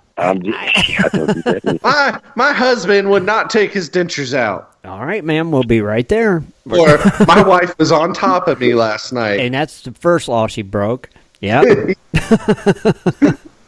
then she wouldn't take her dentures out. That's two. You're going down for about a year. And then I'll stop right there. Oh my God! I think all these laws need to be revised. Yeah, it's just like, where did they? Oh my God! How did they even come up with them? There's some funny ones. It is so crazy to think that. There's some funny ones, but I'm not going to say them tonight. That they have these laws, but the fact that nobody took the time to remove them. I wonder if they have a good laugh. Like, that's the whole point, to just be amused at our government. I would think every year they scroll through them and go, "All right, this is nonsense. We don't do this no more. Get that off the book." Honestly, I think I would watch that. Out of all the political crap that goes on right now, I would too. I would seriously turn on my TV and watch them. I would read through law after law with all those and ask, do we still need this, and see what they say. Yep. Just to see the expressions on other people's faces when they read. Oh, yeah. I think that would be entertaining. You got to think about the guy in office right now that's listening to this protest, and they're like, I'd be smacking myself in the forehead like, are you really in here for this right now? Seriously? No, I'm with Shad. I think it would be cool I would watch that stuff. I would be glued to the TV. It's like, yeah. I don't get it. It's funny though. It'd be like an episode of Jerry Springer. Pretty much. Mm-hmm. Yeah, pretty much. It is Jerry Springer. Good God. That's just crazy. All right. Well, Shad, thank you as always. I enjoy them. Them things are great. You just can't make that stuff up. No, you can't. No, you can't. Now it's time for... Welcome to Cooley's Corner. Join Rich Cooley as he talks about equipment, new products, and so much more for all us prospectors and treasure hunters. Here's Rich. Okie dokie. Good evening, everyone. Welcome to Cooley's Corner. Tonight I got a request from my good buddy Darth. Mm-hmm. And we're going to talk about boulders and wenching techniques. Oh, okay. And this is probably going to be maybe 2 or 3 parts because it's a lot of reading and I don't want to bore everybody for so long. So we're going to do a little bit tonight and then we'll finish the rest next week. And if not, we'll do it the next week. Okay. Tonight we're going to talk about boulders and wenching techniques. Basically, there can be a lot of gold deposited under and around boulders located within a pay streak. Right. It takes an incredible force of water to move boulders in a river. Once they are moving in a flood storm, they can deposit in low-velocity areas, just like the gold does. But since boulders do not have a higher specific gravity, mass for mass, than most of the other stream bed materials, they can be washed downstream just about anywhere in the river during a major storm. So you should not always use the presence of boulders to guide you in a sampling. You would be much better advised to focus your attention on the boulders that have been deposited along the common paths of the gold's travel. Right. In shallow stream beds material, you can sometimes detect where the important bedrock changes are located by noting where the boulders have deposited within the waterway. For a boulder or a group of boulders to be found in a specific location along the river's path, there may be a sudden bedrock drop-off, a large crevice, or some other kind of low-velocity condition in that area which caused the boulders to be deposited there. Everything in the waterway happens for a reason, if you cannot always see what it is. If the boulder is located somewhere along the common gold path, that would be a prime spot to do some sampling. In this situation, I suggest that you do a limit of your sampling to the area just behind, downstream of the boulder. Go around to the upstream side of it as well. Look for any bedrock change which have caused the boulder to stop there. If the gold has moved through that area, the same bedrock change could also have caused gold to concentrate there. Find the bedrock change that stopped the boulder and following the bedrock change across the waterway is a great way to locate the gold. Mm-hmm. Actually, it's a great way to locate the common gold path. Okay. You do not always find boulders with every rich pay streak deposit, but it's not uncommon to find many boulders keeping company with a good pay streak. Mm-hmm. When you do find them, most of them will probably have to be moved out of the way as you work forward towards the deposit. There can be a lot of gold deposited under and around the boulders located within a pay streak. To get most of the gold out from under a boulder and into your suction nozzle, usually the boulders has to be moved at least a little bit. One of the most useful tools that can help a dredger move boulders in a 5-foot or longer steel pry bar. If a boulder is too large to be moved to the rear of the dredge hole by hand, it can sometimes be rotated around to one side that you can dredge out from under part of it. Mm-hmm. Then it can be rotated around the other way to access the remaining gold and material beneath it. A long pry bar can be a big help to you in moving the boulders around this way. The key concern while working around the boulders is safety. Loose boulders in and around the dredge hole are the gold dredger's greatest danger, especially when working alone. Boulders resting in upstream material are usually more dangerous than those resting on the bedrock, because those on the bedrock can cause trouble too if they're loose and able to roll, particularly if the bedrock has any slant to it. As they are uncovered in a dredge hole, loose boulders should be moved and safely secured on top properly. They should be placed at the rear of the hole, if possible. But wherever they are placed, they should be positioned so they no longer pose any threat or rolling into the hole or on top of someone or anyone working in that area. You can place small rocks and cobbles under the boulders as necessary to make certain they will not roll or slide. Mm-hmm. If you start to uncover a boulder that is resting up in the stream bed material, do not forget about it until it has been moved and secured safely. A loose boulder should be foremost in your mind. If it is not yet ready to be moved, and you still need to dredge around it to free it up some more, it can be useful to place an arm or shoulder against the boulder. This way you can feel if it starts to loosen up the material. Do not place your arm, head, shoulder near the underside of the boulder. However, because sometimes the boulder will loosen up and crash down very quickly without much warning. Physical contact with the boulder is helpful when you cannot keep your eyes on it at every moment. The face mask limits your visual perception underwater, especially when you need to watch when it's going up the nozzle. Mm-hmm. The main concern here is to take all necessary precautions to keep yourself from becoming pinned or crushed beneath a boulder and in your dredge hole. If a boulder pins any part of your body in the bottom, it may be difficult or impossible for you necessary leverage to move the boulder enough to get out from underneath it. Mm-hmm. If you're working by yourself, I know 2 dredgers who ended their careers in just this way. Jeez. Also, in this article, not me. Also, be aware of fractured bedrock walls that tower over you. They could fall apart and drop in your dredge hole as you remove stream bed material that holds them in place. This particular person got pinned once by a slab of bedrock that broke free of a wall as he dredged away the material that was holding it there.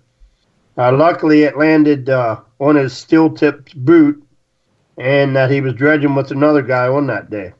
Mm-hmm. Second greatest danger to a dredger usually comes from cobble falling off the side of the dredge hole and hitting the dredger in some way, like on top of the head or on your shoulders. This can finish off a dredger just as surely as a boulder, or it may cause some serious injuries. Fingers and other body parts can get smashed if you're not careful.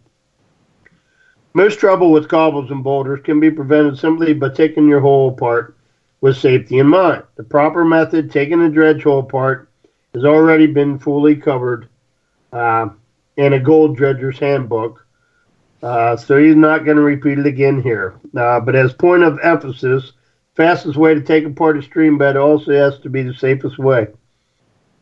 Production dredging goes very smoothly and quickly when you have some areas exposed, bedrock between the non-dredging material in front of you and the cobbles, boulders, and jellies behind you. When you start uncovering a boulder in the material, you should immediately begin planning where you're going to move it once it's ready. If you run across occasional boulders that cannot move by hand, sometimes you can dredge the material out from under it and under it without having to move it. That's usually what I do. I try to dredge it out around it and then try to get it to move one side, and then I dredge the other side. Right, dredge the rest of it then. Sure. Yeah. I got you. But if there are a lot of large boulders down along the bedrock, you are likely to discover that at least some of them will need to be completely removed from your evacuation. Mm-hmm. If you expect to uncover very much bedrock with your suction nozzles, some boulders will need to be removed to make room for other boulders. And then he talk about different types of winches, like the come-along style. It's a portable hand-operated winching device that can be considerably help to a small-sized digging program. Basically, everyone should know what that is. It's basically a come-along. It's basically a hook on one end. You can chain it around a tree, around a vehicle, around whatever, and stretch that cable out, hook onto it.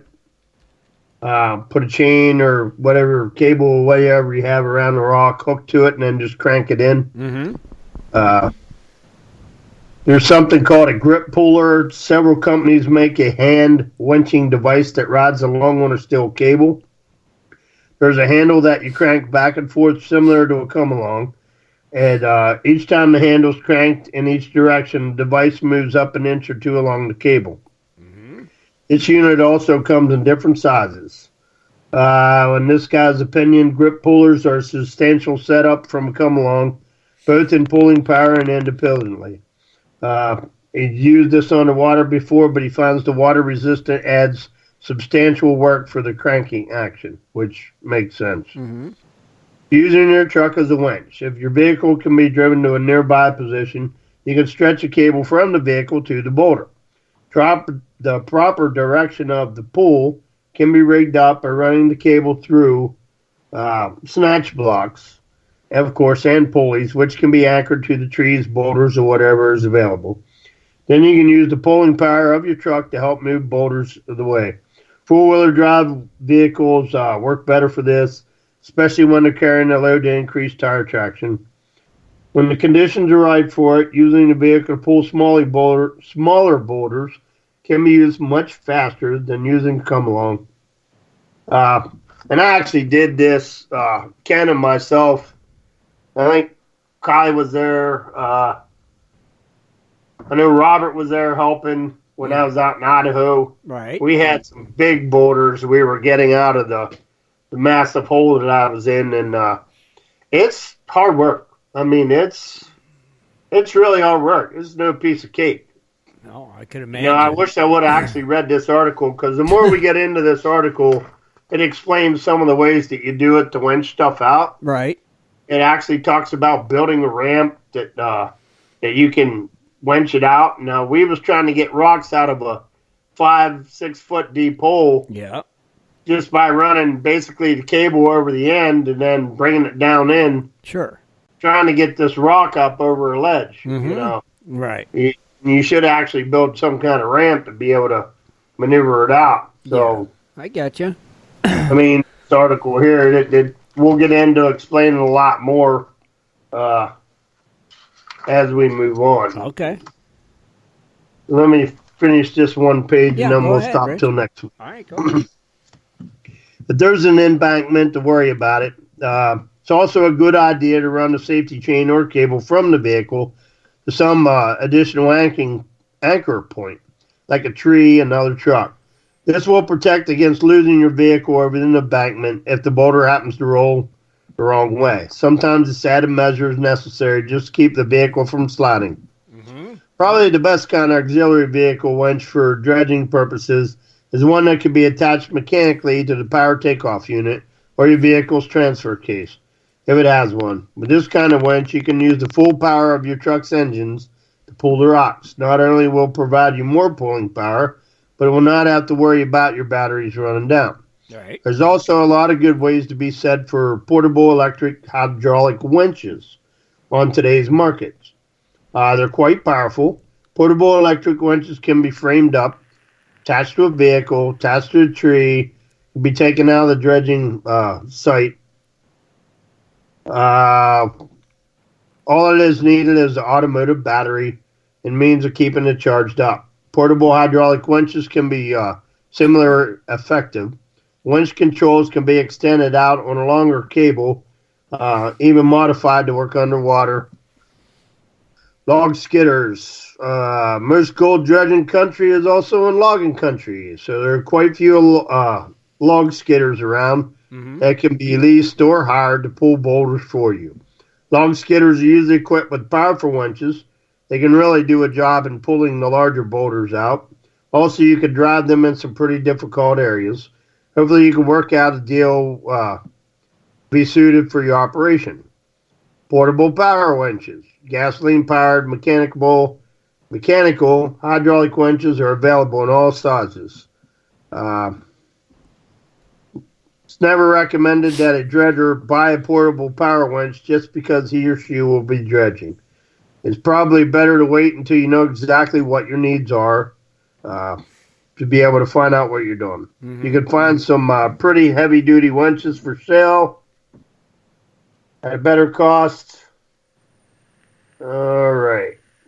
Winching cobbles in deep material or shallow water. The main limiting factor to progress is in how quickly oversized material rocks that are too large to be sucked up the nozzle can be moved out of the ongoing excavation. In deeper stream bed materials, they can be so many cobbles that there is no longer any room directly beyond the dredge hole to throw them. You can run into some similar problem in shallow water, where the cobbles must be lifted out of the water, where they become a lot heavier to get them behind the dredge hole. In those types of situations, it's common to fill a cargo net with your cobbles and winch them out of your dredge hole. I never thought of that, but never ran into a situation like that either. Mm-hmm. So, and then next week we'll get into setting up the hole for winching. Gotcha. Now, if you've been watching like Gold Rush Whitewater, they're doing a lot of winching and removing a buttload of boulders. I haven't seen that you'll yet. have to check it out, Rich, because they'll see how they're removing them with the winches and stuff. Yeah, it's like what you're talking about. It fits right in. It's pretty cool. They even came up with some kind of like a claw thing that they can go down and place around the boulder, and they lift it up first, and then they pull it downstream. So they're lifting it up out of the hole instead of trying to drag it out of the hole. You know what I mean? So it's pretty cool. You'll have to watch it and see. And because it fits in with your segment really good. You know, and yeah, definitely very interesting. You know, but I know exactly what you're talking about. So that's cool. Yeah, that's some good information for sure. It is. I mean, another one I'd be curious about too, Rich, is like using like, what is it, the Sierra blasters? Oh yeah. You know, I think that'd be a good segment once too to kind of talk through them. Yeah, how to get them, how to use them properly, and stuff, and little tips and sure. If you're anywhere you got to deal with a lot of big rocks, it could be exactly a serious issue, you know, because it could stop you cold. It's like when are times where you should look to try to move them, or should you just look at procuring Sierra blasters, which you don't need. Well, we're going to talk about some other things later on. It's called an easy break. Okay. Yeah, there you go. Special tools, and then we're going to talk about some other items that use to non-explosive controlled demolitions. Okay. So we'll get into that stuff as we go on. All right, cool. That's awesome. All right, cool. Yeah. Awesome segments, man. Thank you, Rich. That's really awesome. No problem. Yeah, it is. And don't forget about that awesome discount on some Tommy Knockers Pay Dirt, your last-minute gift ideas. Don't forget about the GPS raffle. That's right.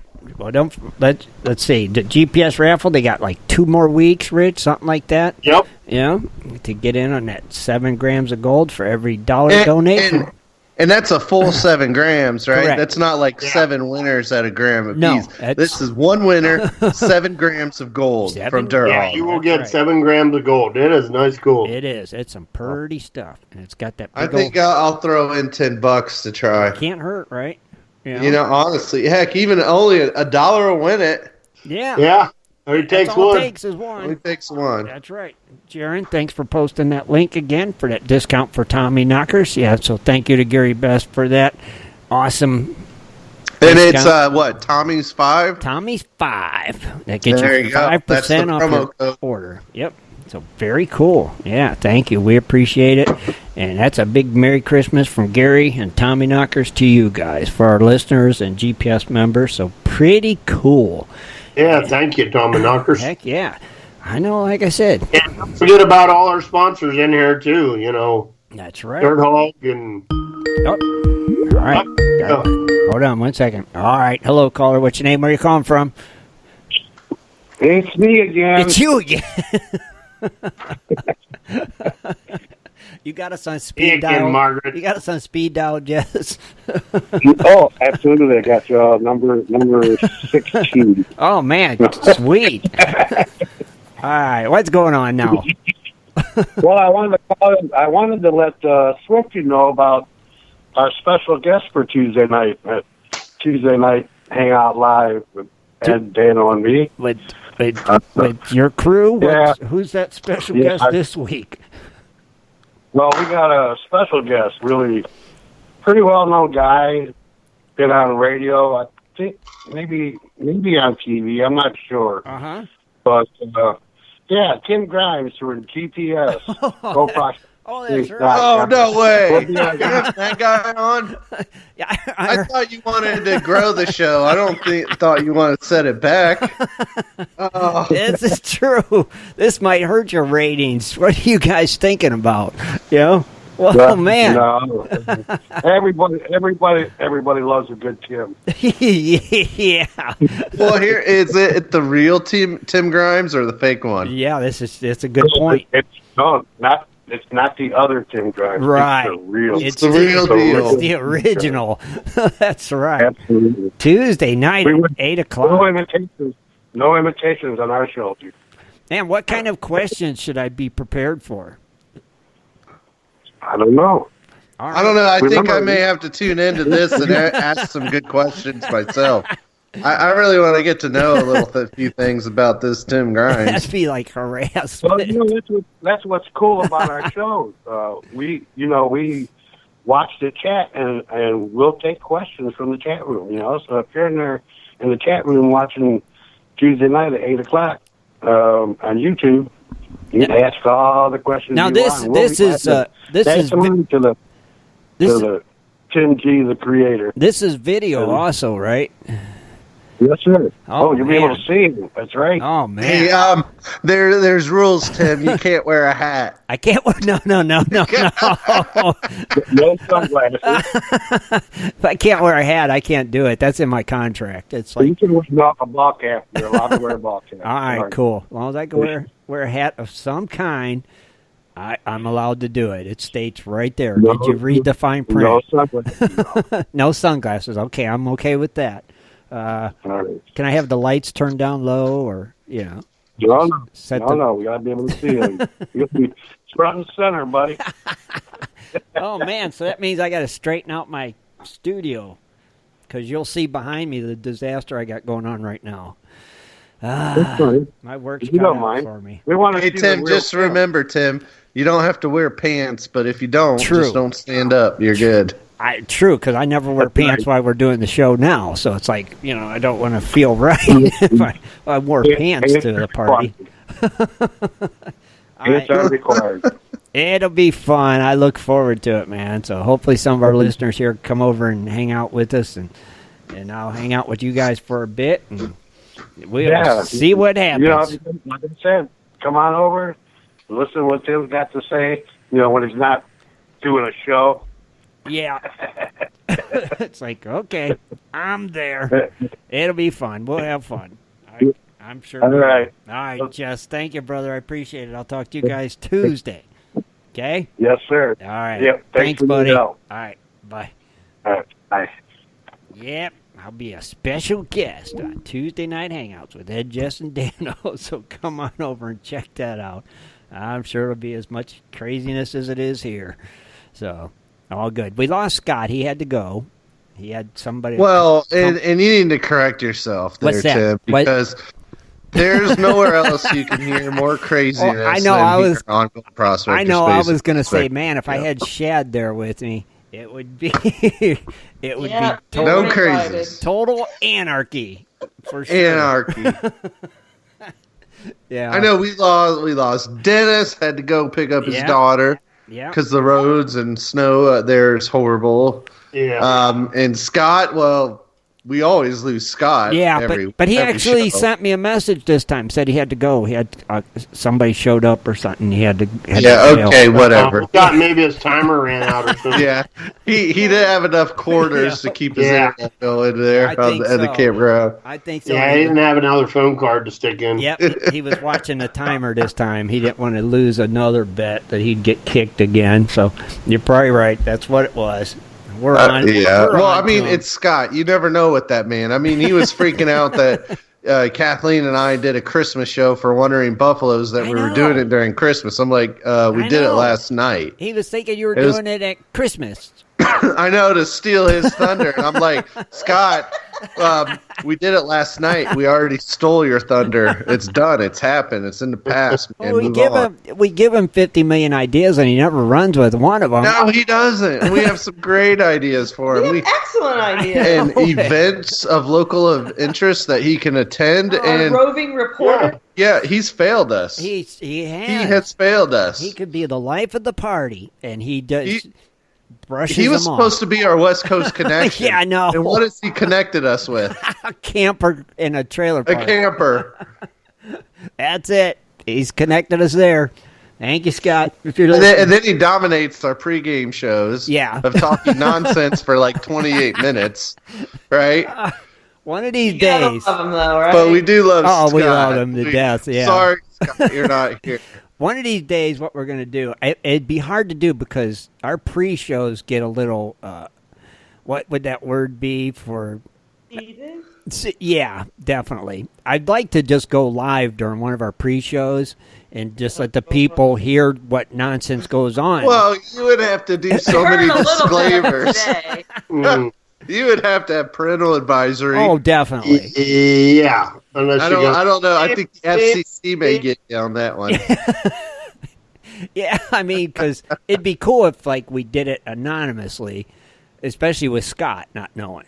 But with Scott's the one we got to watch out for. Yeah. I'd be afraid because of the stuff he says. Exactly. Like, it could put us in some hot water with some groups. You know, I don't think it would be wise. It wouldn't, but it would be funny and it would be fun. But it's a shame we can't do it for the listeners to see.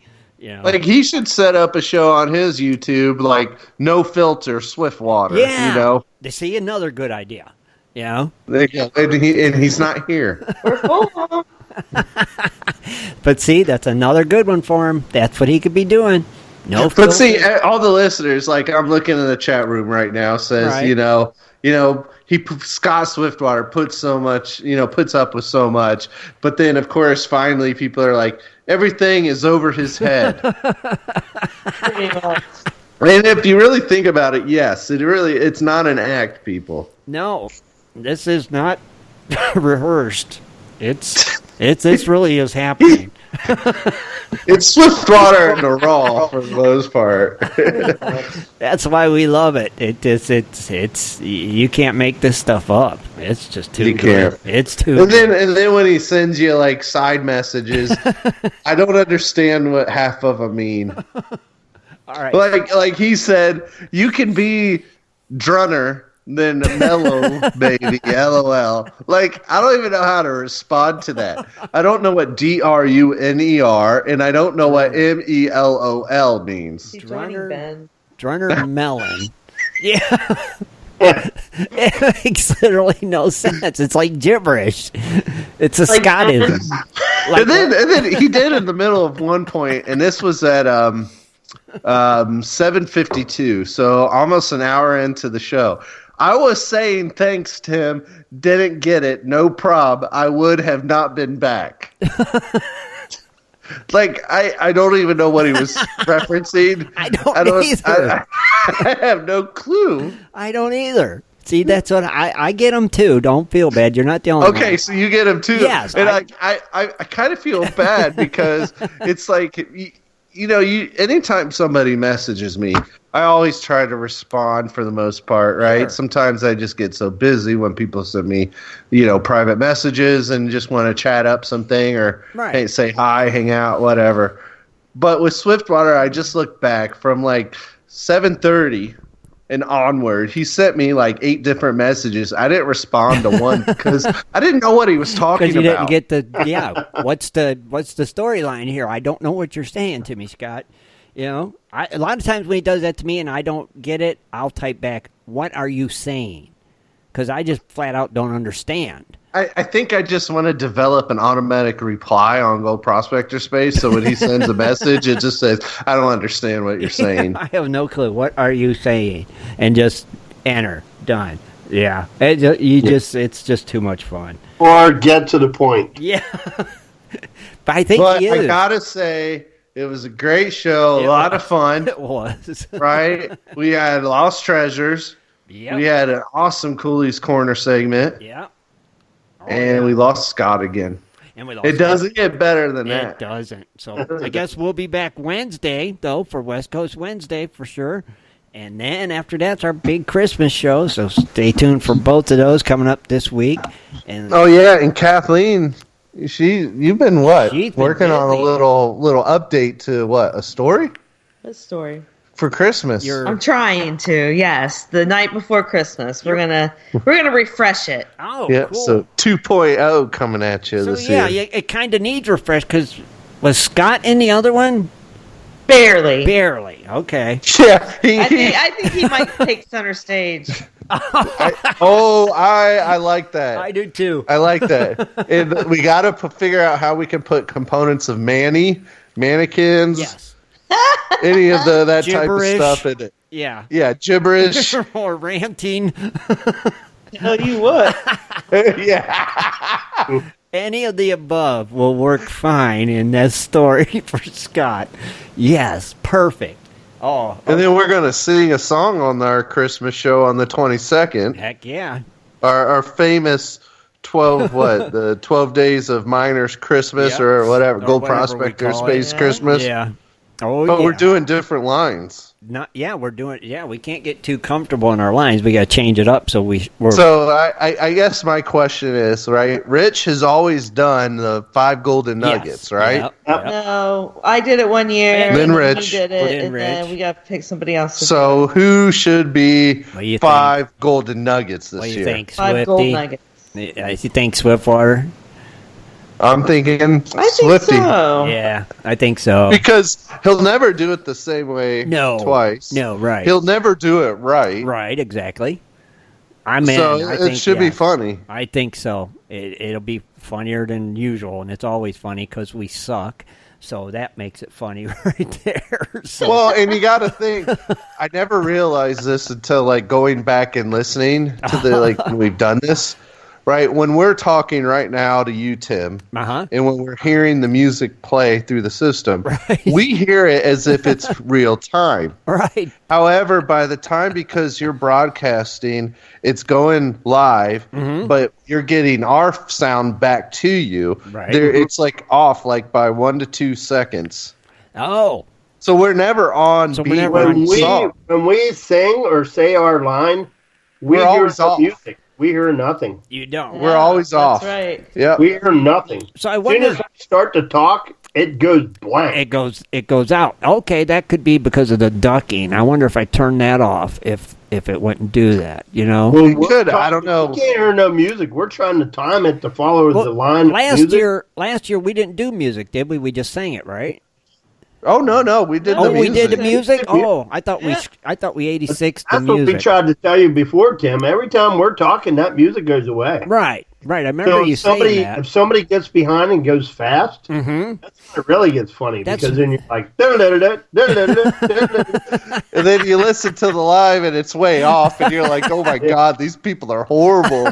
What are we listening to? Why are we listening to Prospectors Radio? These people are crazy. Oh, that's what makes it even better.